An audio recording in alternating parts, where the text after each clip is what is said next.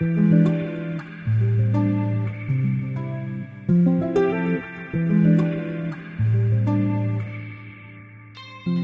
dans Sacrée Sexualité, le podcast où on parle de sexualité, mais pas comme à la télé. Je m'appelle Livia Quero, je suis écrivaine, je suis coach en sexualité et je suis aussi très fan de comédie romantique. Et tu vois, dans les comédies romantiques, le sexe c'est toujours automatique, fluide, génial et parfait. Et ça ressemble pas trop à la réalité. On ne nous montre pas tous les moments maladroits, compliqués, qui sont durs à naviguer. Et on ne nous montre pas non plus toute la dimension magique, sacrée de la sexualité qui va bien au-delà de mélanger les corps. Eh bien, tu sais quoi, dans ce podcast, c'est exactement ce qu'on va faire. On va parler des choses qui sont un peu compliquées, un peu difficiles et dont personne ne parle jamais. Et en même temps, on va parler de la dimension spirituelle, énergétique de la sexualité qui en fait un outil qui te permet de te reconnecter à qui tu es et qui impacte tous les aspects de ta vie. Je suis très heureuse de t'accueillir dans ce podcast et je te dis à tout de suite pour l'épisode du jour. Hello les amis, bienvenue dans ce nouvel épisode. Cette fois-ci, je suis toute seule, le chéri n'est pas avec moi, mais promis, il va bientôt venir pour la 3e partie de notre interview parce que vous m'avez posé un tas de questions et je vous assure qu'on va y venir dans la 3e partie de notre petite série spéciale coulisses de notre couple. Donc voilà, mais en attendant, je fais un épisode solo pour répondre à une question qu'une de mes clientes m'a posée. En gros, on était en train de discuter, elle est en transition de relation, on va dire, et on parlait de ma vie d'avant, en fait, quand j'étais dans une relation toxique, certaines dynamiques qu'il y avait versus ma vie de maintenant. Et elle m'a dit quelque chose du style que c'est assez fou d'imaginer comment j'étais avant parce que elle a l'impression que j'étais quelqu'un de complètement différent quand j'étais dans cette ancienne relation toxique et maintenant. Et qu'est-ce qui s'est passé en fait? Qu'est-ce qui a fait le pont entre la personne que j'étais à l'époque et la personne que je suis aujourd'hui? Et j'ai trouvé que sa question était vraiment très pertinente parce que j'y avais jamais réfléchi en ces termes. Comment moi j'ai changé? Et qu'est-ce qui m'a aidé à changer? Et je vais essayer du mieux que je peux de résumer ça en un épisode de podcast parce que forcément c'est des années de transition. Mais voilà, il y a quand même des choses qui ont fait la différence pour moi et je vais les partager avec vous aujourd'hui. La première chose qu'il faut savoir, c'est que dans cette relation avec cet ex, il y avait plein de choses pour lesquelles j'allais bien. Par exemple, professionnellement, j'avais déjà quitté mon ancien boulot, j'avais commencé à lancer mon blog, j'animais des événements, je commençais à avoir une petite notoriété, je commençais à avoir mes premiers clients et mon personnage public présentait très positivement, c'est-à-dire que j'étais joyeuse, j'étais contente, j'explorais beaucoup de développement personnel, je me découvrais, j'allais bosser dans des petits cafés, je rencontrais du monde, professionnellement et mon personnage public et même moi dans mon développement personnel, dans ma relation intime avec moi-même, j'allais plutôt bien en fait, c'est-à-dire que je me sentais plutôt équilibrée. Avec ma famille, ça allait bien, j'avais des super amis, des amis que j'ai encore maintenant, près de 10 ans après. Je veux dire, je suis quelqu'un de bien dans sa peau. C'est vraiment la partie intime de cette relation qui n'allait pas, la relation en elle-même. Mais moi, en tant que personne, j'étais quelqu'un de plutôt cool, détendu,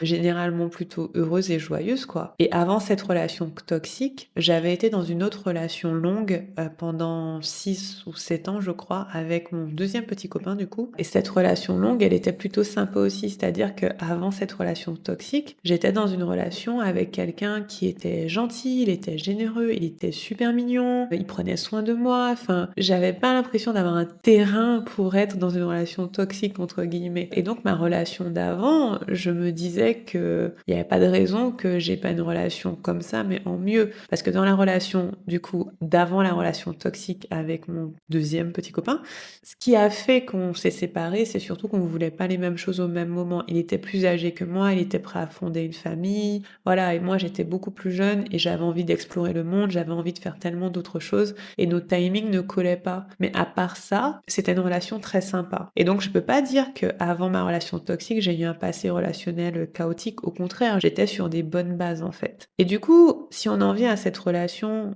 qui était difficile, donc ma deuxième relation longue, bah, le truc c'est que je pense, si je l'analyse, que la raison pour laquelle cette relation est devenue très difficile pour tous les deux, c'est parce que on avait une vision du couple qui était assez erronée. Moi, j'ai grandi avec une maman célibataire, je ne l'ai jamais vraiment vue en couple. Et donc du coup, la vision du couple que j'avais, elle était assez factice. J'avais une vision de fusion, prendre soin de l'autre, se sacrifier pour l'autre. Enfin, un truc un peu romantique qu'on voit un peu dans les films, à la télé, dans les livres. Moi, j'ai lu énormément de romances quand j'étais ado. Et ma mère, elle me disait des trucs du style que si elle rencontrait l'amour de sa vie, elle en prendrait soin, elle le chouchouterait. D'ailleurs, c'est le cas maintenant.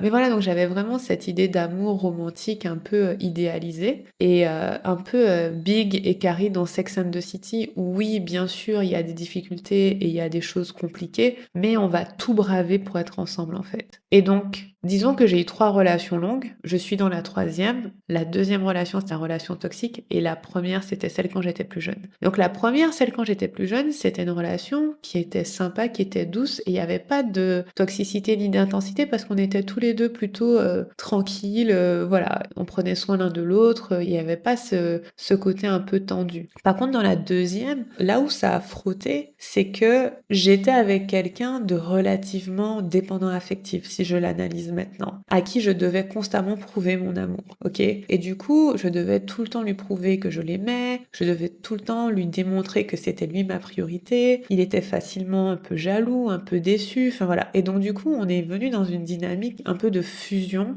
où pour vraiment faire couple d'une façon qui, surtout à lui convenait, il fallait vraiment qu'on soit très proche en fait. Et ça, c'est pas une façon qui me convient à moi naturellement. Naturellement, je suis plutôt indépendante. Et donc, pour prendre soin de lui, il fallait vraiment que je sois très impliquée dans la relation. Et ça fait que, même si par le passé, j'étais dans une relation qui était relativement sympa, bah, dans cette relation-là, pour pouvoir rentrer dans l'idéal de couple que j'imaginais, à savoir, ben, on prend soin l'un de l'autre, c'est un peu, on est proche, c'est romantique, c'est la fusion, bah, finalement, j'ai dû sacrifier des parts de moi pour le rendre heureux et c'est ça qui a rendu la relation toxique. Et lui, il en a, je pense, aussi beaucoup souffert parce que je ne lui donnais pas ce dont il avait besoin. Je n'arrivais pas à remplir ses besoins à lui parce qu'il avait besoin de certaines choses que je savais pas lui donner en fait.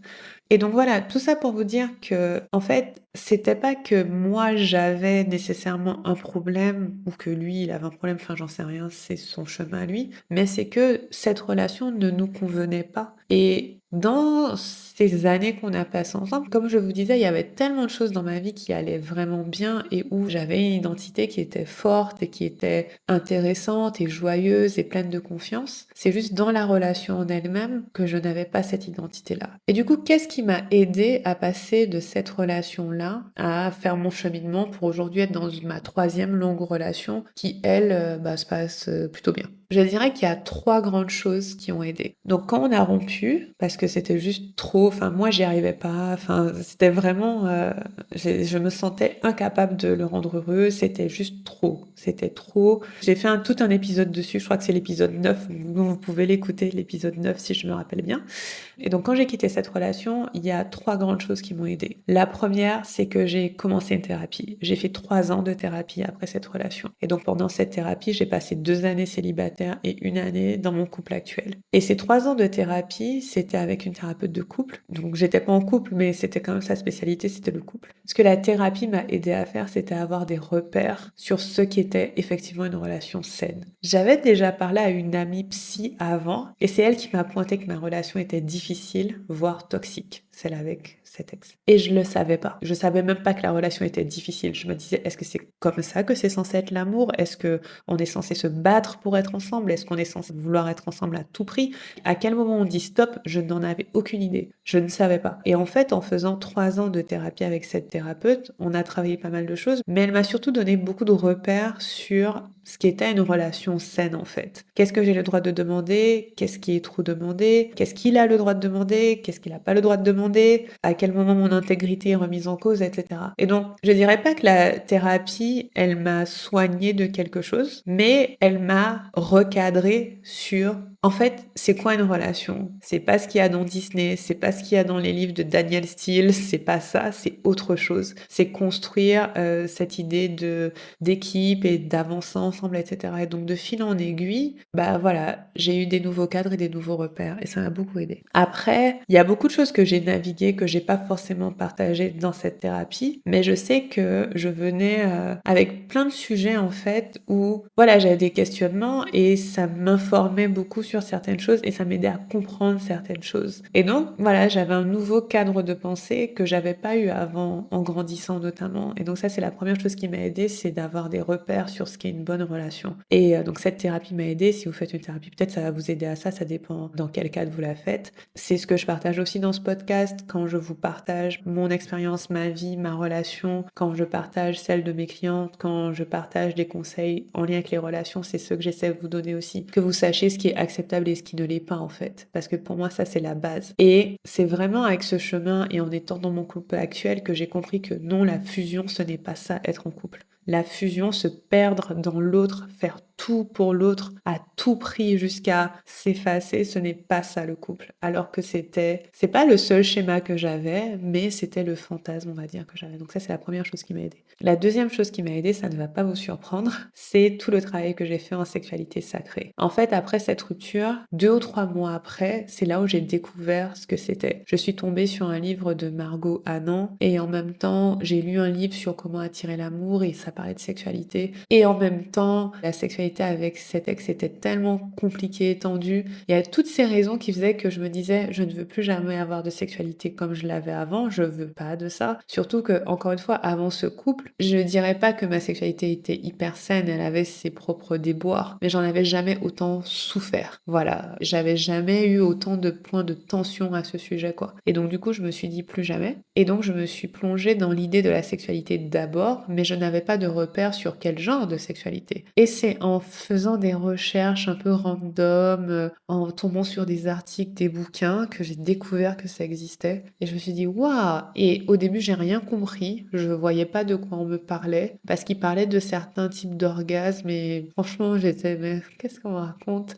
D'extase, mais qu'est-ce qu'il raconte? Et c'est au fur et à mesure que je me suis plongée dedans que j'ai vraiment compris qu'il y avait un paradigme complètement différent que je connaissais pas. Et là où la sexualité sacrée m'a vraiment aidée, donc quand je dis sacrée, c'est différent d'une sexualité assez mécanique ou assez pratico-pratique. C'est-à-dire qu'il y a une notion de lenteur, de douceur, de présence, de vénérer son corps, d'être proche de soi-même, d'être en connexion avec soi-même, qu'on n'a pas nécessairement dans la sexualité entre guillemets classique. Et donc du coup, ce qui s'est passé quand j'ai fait mon chemin avec la sexualité sacrée, chemin que je continue bien sûr, c'est que j'ai découvert un profond respect pour moi-même en fait. Je m'étais jamais regardée entre guillemets. Je sais pas comment l'expliquer, mais c'est comme si j'étais toujours au service de l'autre dans la relation, dans le couple, dans le sexe. C'est-à-dire que mon corps ne m'appartenait pas. Il n'avait de sens que dans le lien avec l'autre. Il n'avait de sens que parce que l'autre me voyait, l'autre me touchait, l'autre m'aimait, l'autre me désirait. Mais j'avais pas cette notion de regard porté sur moi-même en fait. J'espère que vous allez capter ce que je veux dire, mais c'était comme si, pas moi c'est pas grave, mais moi c'est pas le but en fait. C'était pas le but. Et en fait, finalement, la relation avec moi est devenue le but. Pour la première fois, j'étais en lien avec moi-même. J'ai regardé ce dont mon corps avait besoin, ce que je désirais, ce qui était important pour moi. En fait, la sexualité m'a vraiment donné conscience du fait que j'existe, que je suis là, que je suis présente, que j'ai de l'importance, que j'ai de la valeur, que mon plaisir compte. Voilà, que déjà avoir une relation avec moi-même, c'était hyper important et hyper précieux. Et ça a tout changé. Parce qu'avant, je faisais l'amour pas seulement pour plaire, mais en tout cas, il y avait cette dimension que c'était pour l'autre. Et là, avec la sexualité sacrée, sachant que j'ai commencé avec du sexe solo, j'ai pas commencé avec un partenaire, j'ai commencé que en solo, cette espèce d'intimité que j'ai développée avec moi-même franchement, ça a tout changé parce que, ouais, ça m'a vraiment donné la sensation que j'étais importante. C'est la meilleure façon que j'ai de le décrire, c'est ça, c'est que j'étais importante, que j'avais de la valeur, que je me respectais et qu'en fait, ben, avoir accès à moi, c'est un privilège, quoi. C'est pas open bar, tout le monde se sert. Pardon, c'est très bizarre à dire, mais c'est pas parce que tu es intéressé par moi que ça veut dire que tout de suite, je dois te donner de l'attention. Non, en fait, mon corps est d'abord pour moi, ça m'a vraiment aidé à ça. Ça, ce serait la deuxième chose. Et la troisième chose qui fondamentalement a aidé à changer mon identité, entre guillemets, même le regard que j'ai sur moi-même, c'est que mes standards ont évolué. En fait, avec tout ce que je vous ai dit là, avec les nouveaux repères, avec la sexualité sacrée, j'ai commencé à réaliser que j'avais des besoins et des limites. Et j'y avais jamais pensé avant. Je vous donne un exemple. En fait, la première personne avec qui j'ai eu un rapport après ma rupture, c'était quelques mois après. J'ai cru que, genre, c'était l'homme de ma vie, on allait se marier tellement le sexe était super. En fait, on a eu un date, toute la soirée était canon, on a passé la soirée ensemble, le sexe était génial, c'était trop bien. Et donc quand je suis partie, je me suis dit: «Ça y est, j'ai rencontré mon âme sœur et tout», je lui ai dit, enfin, c'est tout un truc. Et le gars, il m'a à peine calculé après. Il répondait à peine à mes messages, il répondait un peu à côté. J'essayais de lui proposer des choses, de l'inviter à faire des choses, mais c'était toujours un peu, il disait pas franchement qu'il n'était pas intéressé, mais il faisait pas de démarche pour vraiment concrétiser le truc. Et je me rappelle que j'ai 2 amis hommes, donc un qui est l'un de mes meilleurs potes et un autre qui est une connaissance que je fréquente plus trop, mais voilà, il était de passage dans ma vie à l'époque. Et les 2, ils m'ont fait une remarque du style: «Mais pourquoi tu tolères ça? Pourquoi tu tolères qu'un mec t'écrive comme ça, d'une façon qui est pas claire, il tourne autour du pot, il dit pas ce qu'il veut». Donc le premier, mon meilleur pote, il m'a dit: «Mais lui, il veut juste coucher, ça se voit». Et il m'a dit: «Lui, il veut juste coucher et tu trop loin pour lui». Quand il a vu les messages, tu sais ce qu'il a capté? J'ai fait: «Tu sérieux?» Il me fait: «Bah oui, c'est tout». Et donc en fait, il s'intéresse pas à toi pour autre chose. J'étais là: «Oh sérieux?» Moi, je crois que c'était l'homme de ma vie. Et puis l'autre, il m'a dit, «Mais t'es pas obligé d'accepter ça, t'es pas obligé d'entretenir son énergie, tu peux juste passer à autre chose». Et je vous jure que j'y avais jamais pensé. Parce que j'ai ce côté tellement, romantique que pour moi c'est l'amour, c'était l'amour à tout prix, quoi. Et c'était moi j'ai senti un truc de ouf, c'est sûr que c'est certain que c'est lui mon âme sœur. C'est juste qu'il est pas au courant. Je me rappelle que j'ai même vu des médiums à l'époque qui me disaient: «Oui, il y a un message que tu dois lui passer qu'il voit pas encore». Et moi j'étais sûre que je devais lui dire quelque chose, qu'on devait être en lien et cetera. Genre, je me perdais totalement dans le truc. Et donc ça, c'était la première fois où j'ai réalisé qu'en fait, mais c'est vrai, je suis pas obligée d'entretenir cette énergie-là. Et donc là, ça a été le début de mon chemin sur le fait que j'ai des besoins et j'ai des limites et en fait, je suis pas obligée d'entretenir cette énergie. Et à partir de là, j'ai beaucoup mieux appliqué mes limites avec plus ou moins de succès. Parfois, ça partait complètement en couille, mais ça, c'est une histoire pour une autre fois. Mais quand même, c'est quelque chose qui a changé. Et donc, dans ma vie publique, alors j'ai eu énormément de hauts et de bas de ce côté-là pendant la même période, mais je continuais de créer, je continuais d'écrire et je sentais qu'en fait, quand même, je commençais à me rassembler. C'est-à-dire qu'avant, il y avait une espèce de compartimentalisation entre qui j'étais dans ma créativité, dans ce que je faisais dans mon métier et dans ma vie personnelle. Et là, les deux commençaient à se rejoindre en fait. Et voilà, je dirais que c'est les trois grandes choses. Avoir des nouveaux repères relationnels. Dans mon cas, c'était avec la thérapie, mais vous pouvez trouver ça de plein de façons en écoutant ce podcast. Si vous êtes une de mes clientes, si vous lisez des bouquins, avoir des nouveaux repères, vraiment vous pencher sur qu'est-ce qu'une relation saine. J'ai lu des bouquins aussi, mais voilà, des repères. Deux, la sexualité sacrée, solo d'abord. Et trois, des besoins et des limites. Je compte, je suis importante, j'ai de la valeur, je suis souveraine, je choisis ce qui rentre dans ma vie et je choisis ce qui ne rentre pas dans ma vie. Et donc ça m'a permis de faire le pont entre qui j'étais à l'époque et qui je suis maintenant. Et je dirais que la dernière chose qui m'aide à maintenir la relation dans laquelle je suis et qui est quand même un process qui n'était pas anodin, c'est que en début de cette relation, j'ai aussi fait un gros travail de soin des traumas parce que j'avais du coup des restes de dépendance affective, mais j'avais aussi beaucoup d'hyper indépendance aussi. C'est un peu bizarre, mais c'est un peu je ne peux compter que sur moi, personne ne peut m'aider, personne ne peut être là pour moi. Et en fait, j'avais ce truc de un petit peu quelque part comme mon ex, hein, je pense qu'on était tous les deux dépendants affectifs, de vouloir que mon compagnon me prouve constamment qu'il m'aimait. Dès qu'il faisait quelque chose qui n'était pas dans ce sens-là, je me disais: ah, de toute façon, je vais me débrouiller toute seule parce que j'ai besoin de personne. Et donc ça, je fais un gros résumé, hein, mais ça, c'est l'une des choses que j'ai soignées en soignant des traumas, notamment liés liées à mon enfance, et cetera. Et donc je dirais que ça m'a beaucoup aidé à maintenir ma relation et maintenant le processus somatique, c'est quelque chose que je continue de faire. Je suis très proche de mon corps, très proche de mes émotions, très proche de mes sensations et ça me permet de naviguer beaucoup de choses au quotidien dans cette relation et d'être, pour être honnête, très calme et posée dedans, en fait. Ce que j'étais pas forcément au début quand on a commencé. Au début, quand on a commencé, j'étais beaucoup plus émotive et j'avais pas fait tout mon travail de sexualité sacrée encore et j'avais pas encore fait tout mon soin des traumas et donc ça m'a beaucoup apaisée. Mais je dirais que c'est ce qui maintient. Donc voilà, c'est un petit peu ce qui a fait le pont entre la Livia d'avant et la Livia de maintenant. C'est 2 personnes qui n'étaient pas si différentes que ça, mais qui devaient apprendre des choses quoi, on va dire.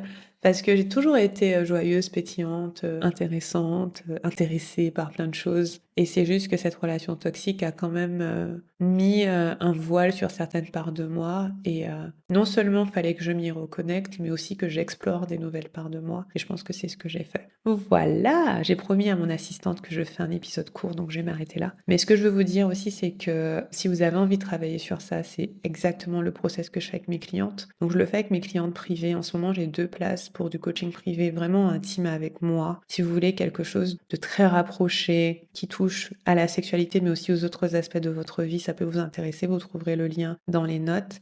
Et très bientôt, à peu près d'ici un mois, quand je fais cet épisode, on va réouvrir le temple, mon programme de groupe. Ça, c'est une bonne nouvelle. Vous pourrez vous inscrire d'ici la fin de l'année. Donc, si vous voulez rejoindre notre expérience de groupe, gardez un œil. Vous pourrez bientôt avoir l'opportunité de nous rejoindre. Je vous embrasse et je vous dis à très bientôt pour un prochain épisode. Salut!